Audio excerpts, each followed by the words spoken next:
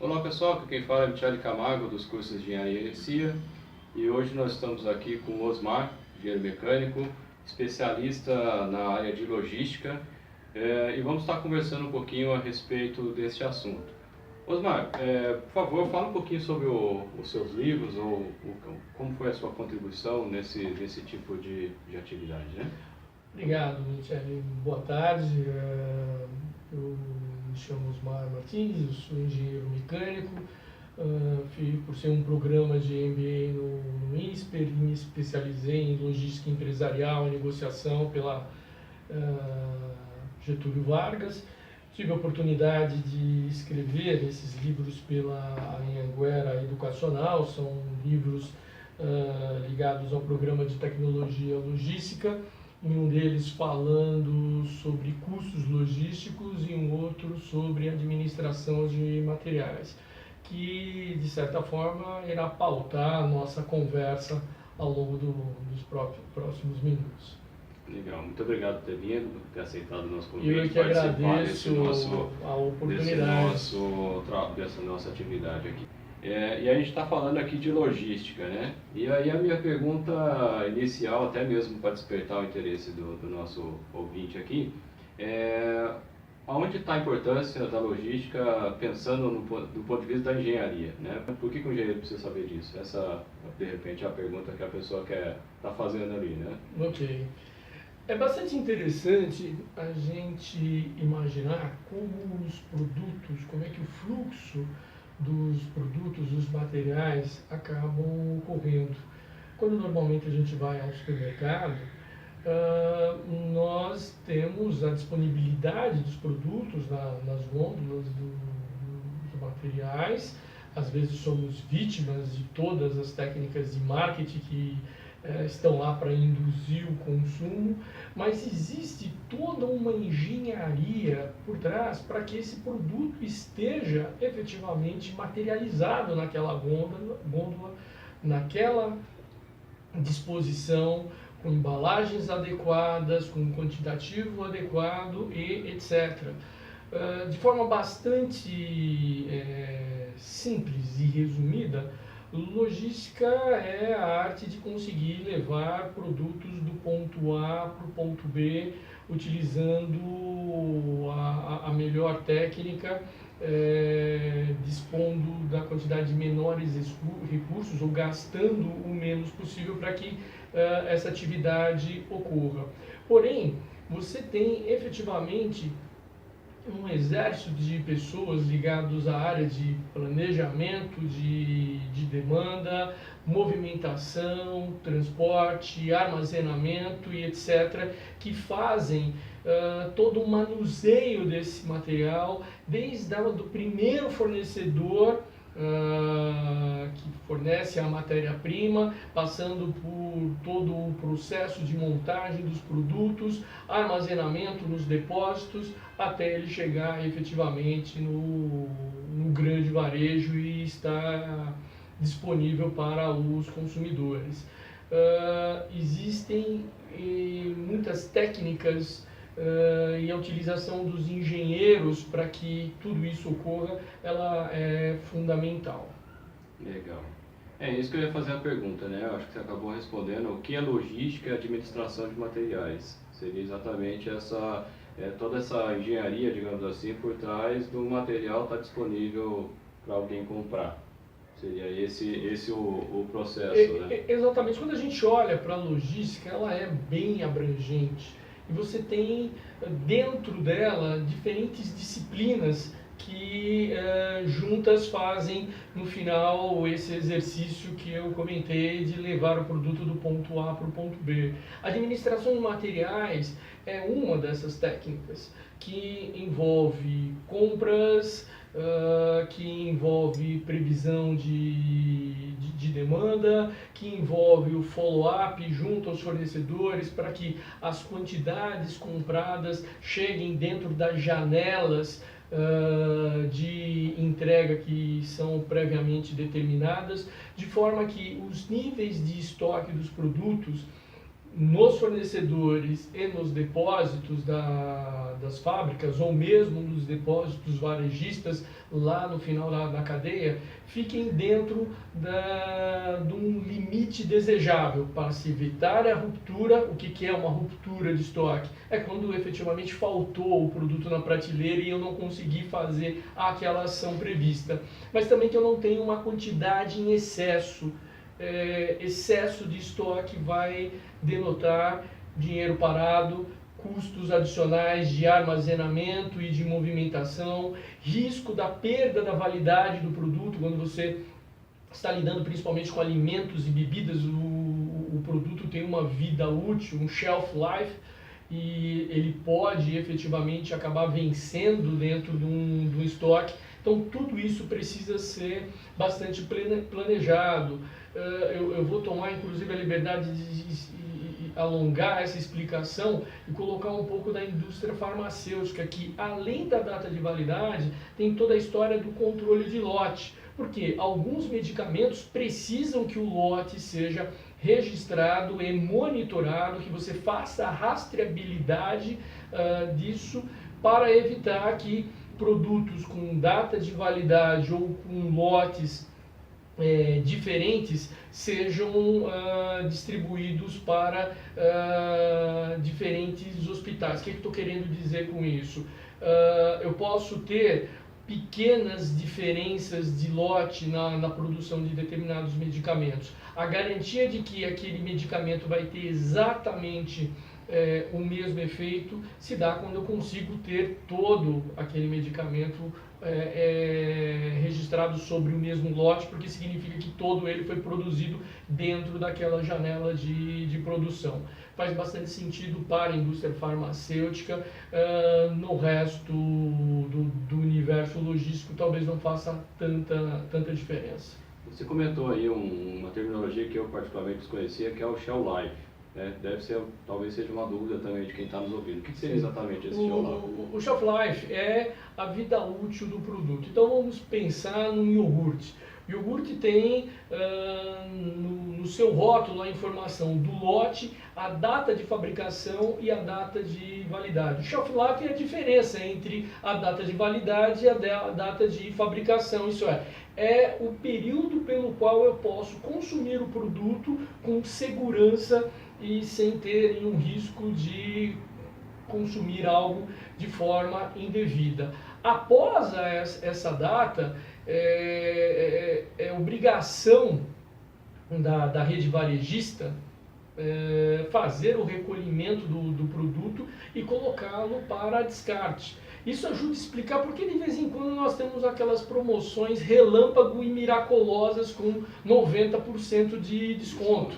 O que acontece? Se o produto vencer, a data de validade vencer na gôndola, o varejista, além de não conseguir receber o dinheiro que ele esperava pela venda, ele vai ter que aportar mais todo o custo da logística reversa, do recolhimento, do descarte e etc. Então ele deixou de receber, de gerar receita e ainda teve custo adicionado dentro dessa operação. Existem sistemas para monitorar isso, de forma que o sistema dê o alerta de que aquele lote tem uma data de validade X e ele está próximo da data de validade, ele precisa ser movimentado no varejo. Algumas lojas chamam de depara, significa o quê? Eu levo do preço D para o preço inferior. Então, por exemplo, faz uma promoção de R$1 para 50 centavos. Ele não está fazendo isso porque efetivamente está fazendo caridade. Não, ele está incorrendo num risco de efetivamente perder a venda e ainda ter que adicionar algum custo para fazer a logística reversa. Todo esse planejamento, toda essa engenharia envolve muito Excel. Os sistemas integrados possuem todos esses cálculos, mas em muitos casos você retira os dados e usa planilhas Excel para gerar esses alarmes. Claro, vai depender do tamanho do varejista. Grandes varejistas possuem sistemas integrados com tecnologia OLAP, que consegue otimizar fazendo os cálculos, cruzando diferentes dados e gerando os alarmes para que os depósitos ou as lojas consigam perceber esse produto está próximo da data de validade, precisamos fazer essa movimentação, uma promoção, ou mesmo caso, infelizmente, o produto tenha vencido, seja recolhido das prateleiras. É isso que eu ia comentar a respeito do sistema integrado. Você acabou falando, é o sistema que vai reger, vai fazer o controle de todo a questão de tanto de compra e quanto que deve vender o mais rápido possível dentro de uma promoção. É melhor ele vender mais barato do que ele perder todo o dinheiro. E seria essa a ideia do sistema integrado trabalhar. Né? Exatamente. O conceito MRP, né, lá atrás MRP, depois o MRP2, lá atrás chamava Material Requirement Planning, ou traduzindo livremente, planejamento dos requerimentos de materiais. As fábricas utilizavam isso para fazer o seu planejamento. Depois isso evoluiu para Manufacturing Resource Planning, isso é, eu não só planejo a quantidade dos materiais, mas como será todo o planejamento de carga máquina. O varejo utiliza esse tipo de módulo não para gerenciar a fabricação do produto, porque está comprando o produto pronto, mas realmente para gerenciar o momento que as quantidades precisam chegar nos seus depósitos, e depois que estejam nos seus depósitos, que forma ela terá que ser distribuída pelas suas lojas. Se eu estou falando de um supermercado, de uma única loja, o estoque dele se realiza nas próprias gôndolas. Ele consegue talvez fazer uma gestão à vista, fazendo utilização do velho e bom Cardex físico. Quando eu estou falando de redes varejistas muito grandes, com mais de 1000 lojas, é impossível você fazer essa gestão manualmente. Você precisa de um sistema integrado, você precisa da ajuda da tecnologia com etiquetas de radiofrequência para se controlar o inventário em tempo real, e etc. Tem uma particularidade, uma coisa bastante interessante, a Amazon. É uma rede que é caracterizada e bastante conhecida por ser talvez o maior e-commerce do mundo, e tem também outros tipos de negócio, como o hosting. Eles fazem a hospedagem dos dados da Netflix, só para a gente ter uma ideia do tamanho dessa empresa. E a Amazon abriu uma loja física nos Estados Unidos, onde as pessoas literalmente não precisam passar nada pelo caixa. Aliás, não tem guarda, não tem porta, não tem nada. Você entra no estabelecimento, automaticamente o estabelecimento reconhece o seu celular e o seu IP e a sua conta Amazon.com, porque você tem que ter feito o cadastro anteriormente e, naturalmente, cadastrou o seu cartão de crédito. Então você vai às gôndolas, pega o material, literalmente põe no bolso e vai embora. Não tem caixa, não tem bloqueio. Como ele sabe que você comprou aquilo?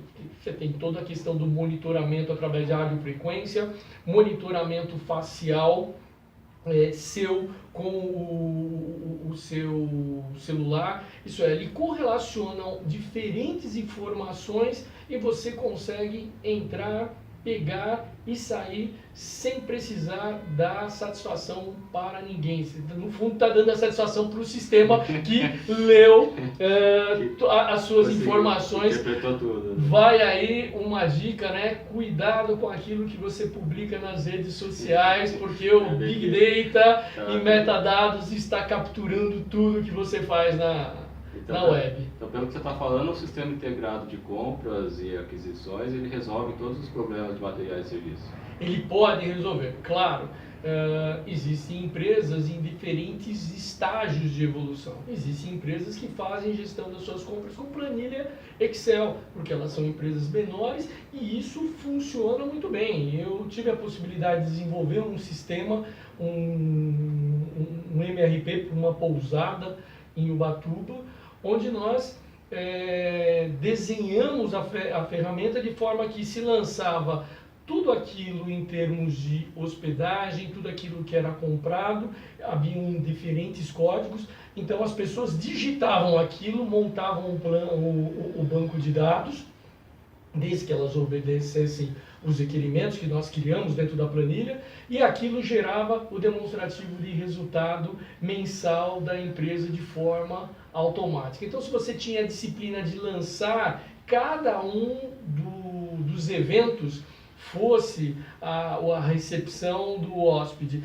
fosse cada coisa que ele comprasse dentro do hotel, diariamente você sabia exatamente quanto de receita entrou e quanto de despesa foi feito com as diferentes rubricas de alimento, bebida, higiene, limpeza e etc.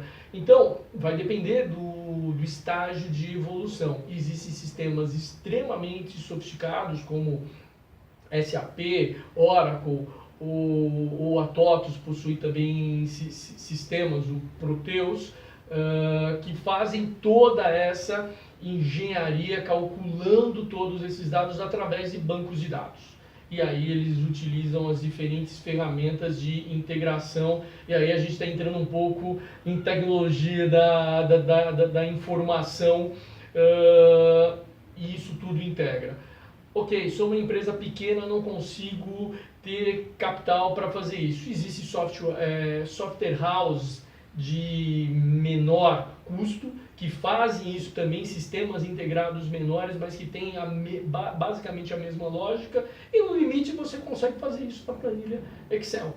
Mas basicamente, pelo que você está falando, tudo depende, você comentou, né, de ter que colocar, a pessoa tem que fazer o lançamento, vender o refrigerante e faz o lançamento. Então a gente está falando de uma padronização aí, uma padronização de processo. Então o sistema só vai funcionar se as pessoas que estiverem envolvidas com o sistema alimentarem o sistema de maneira adequada. Vamos dar um exemplo real sobre isso daí. Se chega no caixa do supermercado, tem o leitor ótico. Qual é o papel da caixa, né, da atendente do caixa? Ela tem que passar produto por produto. Por que ela tem que fazer isso? Porque cada produto tem um código de barra. Quando ela fez isso, ela registrou produto por produto. O risco de ela digitar um produto errado é anulado, porque você está lendo o código de barra do produto. Vamos supor que você pegue 10 sabonetes, 5 azuis e 5 vermelhos. Aí, ao invés dela passar um por um, ela pega o código de barra de 1, digita 10. Eu já tenho um furo de estoque, porque aquele que ela pegou poderia ser o azul, por exemplo, ela colocou 10, baixou 10 do estoque azuis, mas eu tinha pegado 5 azuis e 5 vermelhos. Então, a disciplina, ela é fundamental. O varejo e mesmo a indústria começou a resolver isso já nos anos 80 com a leitura dos códigos de barra. Isso faz com que o processo alimente o sistema, os bancos de dados do sistema, e essa disciplina operacional faz com que eu tenha todos esses dados e depois é simplesmente gerar os diferentes relatórios para fazer as análises de curva de estoque, curva de consumo, curva de custo e etc. Eu já ouvi falar a respeito de preço e custo. Sim. Imagino que eu, como não tenho essa vivência que você tem, imagino que deve ser dois conceitos diferentes, né? Qual é a diferença entre preço e custo? Só para a gente esclarecer. Quando a gente está pensando no preço, é aquele preço que é o preço de face do produto. É aquilo que você está pagando efetivamente pelo produto instantaneamente por ele. Pode levar em consideração o próprio produto, a marca e etc. Quando eu estou falando de custo, é uma coisa um pouco mais abrangente, porque leva em consideração não só o produto, mas tudo que está em volta dele. O transporte, a assistência técnica, o tempo de garantia do produto e etc. Então eu posso comprar um produto que seja muito barato, mas que daqui a tantas semanas eu tenha que fazer a nova compra e a reposição desse produto. Eu pego um produto que é mais caro, mas a reposição desse produto acabou ocorrendo não em 4 semanas, mas em 12 semanas. Eu paguei mais reais, mas o custo possivelmente será menor, porque nesse período de semanas, num produto mais barato, dando o exemplo das 4 semanas que eu acabei de dar, eu teria que fazer 3 compras para fazer a reposição. Então, o custo leva em consideração mais variáveis além do próprio preço. E, infelizmente, muita gente compra preço e não faz a avaliação, a análise do custo geral de aquisição. Tem um conceito chamado Total Cost Ownership, que é o custo total de propriedade, que engloba o preço é importantíssimo, mas engloba tudo aquilo que está no entorno. Se eu estou falando de uma bala que eu peguei e vou consumir rapidamente, esse conceito fica relativamente esvaziado. Se eu estou falando de um automóvel com o qual eu vou conviver de 3 a 5 anos, eu preciso levar em consideração o preço, o estilo e etc. Mas aí também o prazo de garantia, a rede de concessionários que vai me prestar a assistência técnica, o custo da assistência técnica, o custo das peças de reposição e etc. Então eu posso estar comprando um carro baratinho, mas que eu não consigo fazê-lo chegar aos 5 anos, ou para fazê-lo chegar aos 5 anos eu vou gastar muito mais dinheiro do que se eu comprasse um carro que era um pouco mais caro, mas que tivesse maior valor agregado. Seria aquela questão, né? O preço seria o desembolso inicial que a pessoa tem, e o custo é tudo que o desembolso que ela teve, mais tudo aquilo que ela gastou durante o tempo para utilizar aquele produto. Você explicou muito melhor que eu. Exatamente. O tempo que eu estiver com esse produto e ficar efetivamente com o produto, eu estou adicionando o custo dele. Então, se eu efetivamente, voltando ao automóvel, compro um automóvel mais caro, mas que eu fico praticamente sem fazer manutenção dele durante o período que eu estou com o carro, qual foi o custo desse produto? Basicamente, o preço que eu paguei, mais combustível, lubrificantes e etc. E como é que eu meço se a minha empresa ela está boa ou ela está ruim? Existe algum parâmetro? Qual seria esse parâmetro? Qual a importância de ter parâmetros, se é que tem? Nós chamamos os indicadores ou principais indicadores de desempenho, ou mais comumente chamados de KPIs, né? Key Performance Indicators.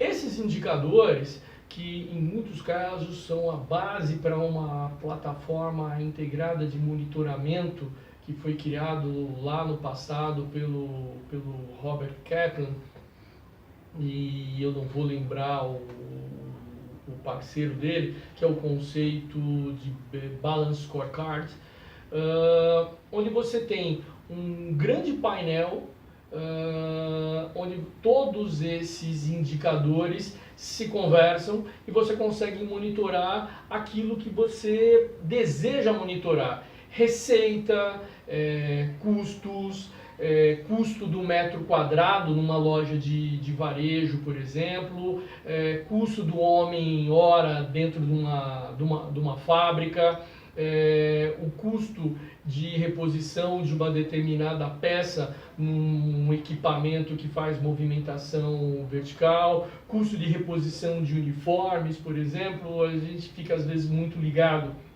no produto, mas você tem toda a sorte de suprimentos no entorno de uma fábrica ou de uma loja de varejo que eu preciso para fazer aquilo funcionar. Esses suprimentos, às vezes, são contas bastante generosas. Eu trabalhei numa empresa de varejo onde a conta desses suprimentos, que variavam de bobina de PDV, isso é aquele rolinho que vai na impressora que imprime o ticket da compra, aos equipamentos de loja, passando por veículos, etc., era uma conta de 400 milhões de reais, isso lá em 2008.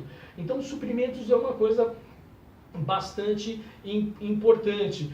O quanto eu estou gastando de suprimentos em relação à receita de vendas, qual é o percentual, conta de marketing, por exemplo, quanto eu gasto de marketing quando eu faço de promoção para conseguir estabelecer as vendas. Você é um cara de vendas e sabe que de vez em quando se precisa fazer alguma publicidade, se participar de uma feira, isso tem um custo, mas isso vai alavancar ou possivelmente alavanca as vendas. Isso, esse investimento e esse retorno normalmente é medido. Então, esses indicadores de performance, esses indicadores de desempenho servem para realmente indicar se a empresa está no caminho adequado ou não. Em suprimentos, isso é vital, em logística isso é vital. Eu costumo dizer que as empresas não enriquecem por vender mais, as empresas enriquecem por gastar menos. Quanto menos eu gastar, mais dinheiro sobrou lá na última linha do resultado da empresa. E é muito mais fácil controlar o fornecedor do que controlar o meu cliente. É muito complicado eu conseguir repassar um reajuste de preço. Mas é muito mais simples, embora trabalhoso, eu controlar todo o processo dos meus fornecedores e buscar ganhos de produtividade na linha do tempo. Então, hoje em dia, se uma empresa não faz esse tipo de medição, ela está fadada ao fracasso, a fechar, né? Não tenha dúvida. Aliás, isso é um Independente ponto... do tamanho, né? Às vezes a pessoa, sou uma empresa pequena, não preciso disso. Não, se você não precisa, mas tem outra pequena igual, que se você não tiver fazendo esses controles, daqui a amanhã você já pode não estar mais aqui, né? Existem diferentes informações sobre a taxa de mortalidade de empresas no primeiro ano. Uns dizem que é de 80%, outros dizem que é de 90%. A questão é, mais empresas falham e desaparecem no primeiro ou no máximo no segundo ano do que empresas conseguem efetivamente seguir no caminho. Muito disso se dá pelo controle do fluxo de caixa e naturalmente por gastar mais do que se arrecada. Isso é patente e infelizmente é mais comum do que a gente imagina. Então o controle de custos é algo bastante importante. Existe dos sócios da Ambev costuma dizer que controle de custo é como cortar unha. Você precisa fazer isso o tempo inteiro. Ok, esse é um ditado popular e acabou ganhando um pouco mais de evidência porque o sócio da Ambev usou esse ditado, mas é a pura verdade. Controlar custo é como cortar unha. Você precisa fazer isso o tempo inteiro. Cortar custo é fundamental. Claro, precisa fazer isso com parcimônia. Eu preciso manter o fornecedor sobrevivendo. Então isso passa por revisar processos e entender como esses processos aconteçam. Aí um pouco da importância do engenheiro para entender esses processos. Para fazer a padronização e a otimização, que tem tudo a ver com a ISO 9000 que a gente... que é a melhoria contínua que a gente sempre ouve falar, né? Exatamente. Um outro assunto que eu sempre vejo o pessoal falando na empresa que eu trabalho é que vão fazer o tal do inventário, né? O que é esse tal de inventário? Existe um tipo só? Para mim eu vejo o pessoal contando pecinha, né? É isso mesmo? Ou quais são os tipos de inventário? Em linhas gerais, o inventário é contar o seu estoque. Você, num determinado período, se você está fazendo um inventário geral, você para as operações da empresa, estabelece um ponto de corte, não sai nada do seu estoque, você literalmente faz uma contagem de todos os produtos.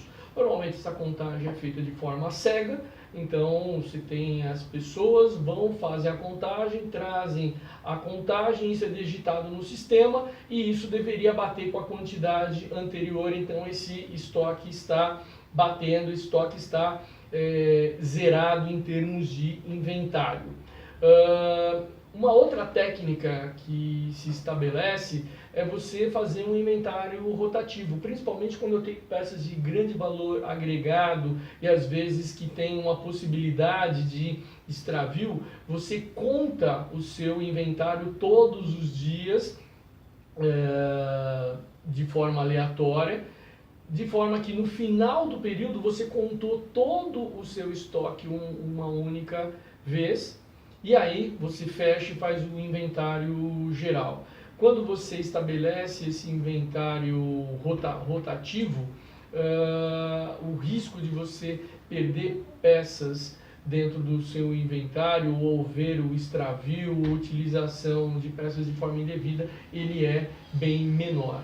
Claro que as etiquetas de radiofrequência, as etiquetas RFID, vieram para sofisticar isso. Se eu tenho etiquetas em todos os produtos, eu só preciso de antenas de radiofrequência e eu estou fazendo esse contagem, esse inventário em tempo real o tempo todo. São aquelas etiquetas diferentes que a gente vê. Exatamente, no supermercado, umas etiquetas meio gordinhas, aquilo lá é um chip e está mandando uma informação de radiofrequência. Então eu sei exatamente em que localização e qual é a quantidade dos produtos. Então, quando eu tenho esse tipo de tecnologia embarcada dentro das operações da empresa, eu estou realizando o inventário real o tempo inteiro. Claro, essas etiquetas ainda são relativamente caras e não são todas as indústrias ou todas as categorias de produto que podem adotar. O que eu posso dizer é que a indústria farmacêutica, principalmente aquela ligada aos produtos oncológicos para o tratamento de câncer, utilizam essa etiqueta pelo alto valor agregado dos produtos. Hoje em dia, pelo custo, está mais ligado aos... Eles acabam usando como sistema de fraude também. Né? Exatamente.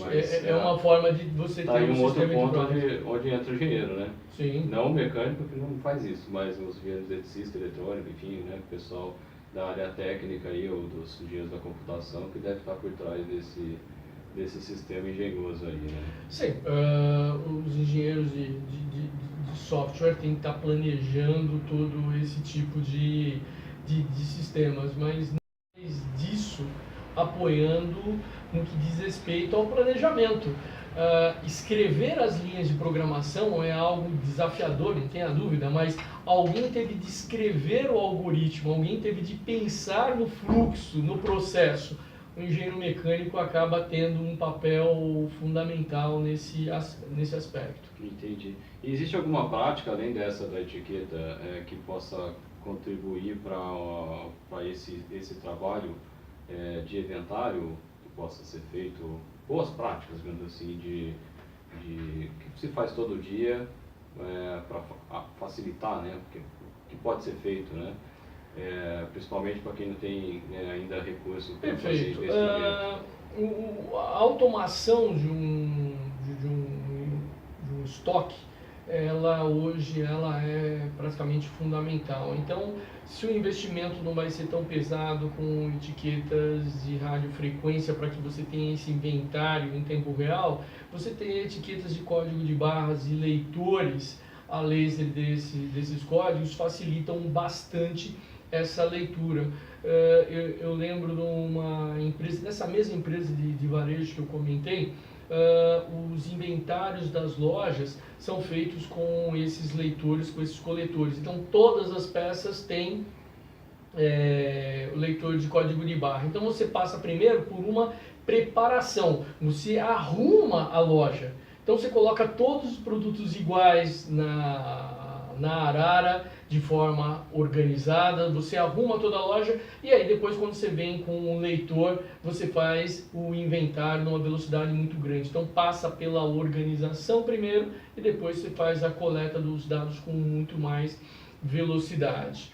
Ok, existem empresas pequenas que não têm nada disso. Você vai usar a velha e boa ficha de Cardex, que basicamente controla as entradas e as saídas do material, e você vai fazer a contagem física. Basicamente essas são as técnicas. E com relação à movimentação propriamente dita do material, né? Que tem produtos pequenos e tem produtos grandes, empilhadeira, alguma coisa assim, né? Sim.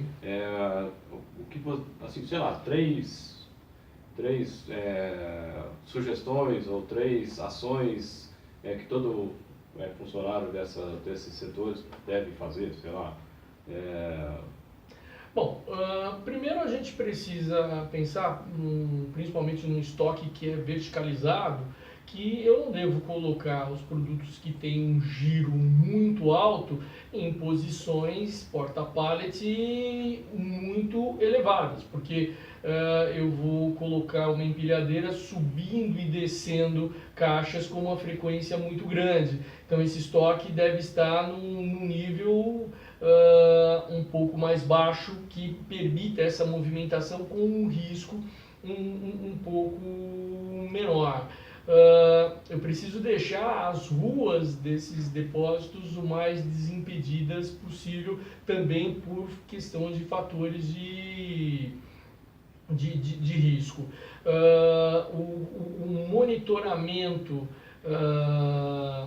desse processo pode ser feito via câmeras, inclusive para ajudar a verificar se o fluxo de veículos dentro do depósito está ocorrendo com um fluxo adequado. E basicamente é isso. Se a empresa tem interesse capital suficiente para investir, ela pode colocar um transelevador, que é um sistema de automação do seu depósito, que aí você substitui os operadores de de paleteiras ou de empilhadeiras por um grande robô que faz esse papel e vai buscar os produtos na posição adequada e vai arrumar isso da melhor forma possível. São grandes investimentos, mas você tem, tendo volume, é claro, uma pequena rede não se justifica, mas grandes redes se justificam, você vai ter o retorno desse investimento com bastante velocidade. Certo. Bom, para a gente finalizar, né, a pergunta que é tema até dessa palestra aqui, dessa entrevista, é como o planejamento, a gente já falou várias coisas aqui, né, mas só para a gente fazer, eu acho, uma revisão geral dos principais conceitos, que é a pergunta tema, como o planejamento de logística e administração de materiais impacta no lucro da empresa, que hoje é o que é mais, né, todo mundo está focado na questão do lucro, principalmente na redução de custos que você comentou, né? Perfeito. A gente tem que ter em mente que a movimentação dos materiais, ela é uma realidade e ela é uma necessidade. Então, quando você organizou os seus processos e teve disciplina para seguir esses processos, a possibilidade de você ter problemas de custos, ela vai ser diminuída significativamente. Um bom planejamento, isso significa que eu vou analisar demanda, junto com as áreas de venda, projetar essa demanda e fazer as revisões para que essa demanda que está sendo projetada realmente esteja sendo executada, esteja sendo monitorada. Comprar bem, e comprar bem significa não pagar somente o menor preço, significa otimizar as rotas de transporte, significa alavancar a máxima quantidade possível, ter acordos de fornecimento. Existe um modelo que foi estabelecido por um professor de Harvard nos anos 80, que chama modelo Kralik, onde você faz uma avaliação do impacto que os produtos têm contra o impacto de operação contra o impacto de custo. Então você vai ter produtos que você vai ter que fazer uma gestão de contrato e basicamente o fornecedor faz diretamente a administração desses produtos dentro do seu estoque. É bastante comum a gente ir numa rede varejista e ver pessoas uniformizadas com os produtos que estão comercializando, são as pessoas de trade marketing dos fornecedores que estão administrando aquele espaço que o varejista liberou para ele. Isso já acontece na indústria, então existem fornecimentos que são totalmente administrados, os estoques podem ser feitos como comodato, por exemplo. Então eu faço a substituição em tempo real, então o inventário do comprador, da empresa que está comprando, não fica tão impactado e principalmente ele consegue ter abastecimento de forma adequada. Controle das datas de validade, monitoramento na questão do transporte, seja por georreferenciamento, seja por efetivamente você monitorar os caminhões e as suas rotas, mas principalmente o comprar bem está pautado em você ter um bom relacionamento com os seus fornecedores, fazendo com que eles se sintam confortáveis em abastecer as suas operações. E estar confortável não significa estar pagando mais caro, mas sim fazendo com que todas as informações necessárias para que o processo ocorra chegam no momento certo, na forma mais rápida e adequada para isso. Administração de materiais, planejamento e a logística operacional, inbound, quando eu estou entrando com o material, o outbound, quando eu estou saindo com o material, é vital para esse tipo de operação ocorrer. Eu lido com isso já há bastante tempo e sei que isso daí faz com que as empresas realmente possam aumentar a sua rentabilidade, porque efetivamente se eu consigo controlar o custo, diminuir esses custos, eliminar os desperdícios, efetivamente vai sobrar mais dinheiro no bolso, o lucro vai ser maior. Bem legal. Bom, Osmar, obrigado, muito obrigado por ter vindo, eu curti, achei bastante legal.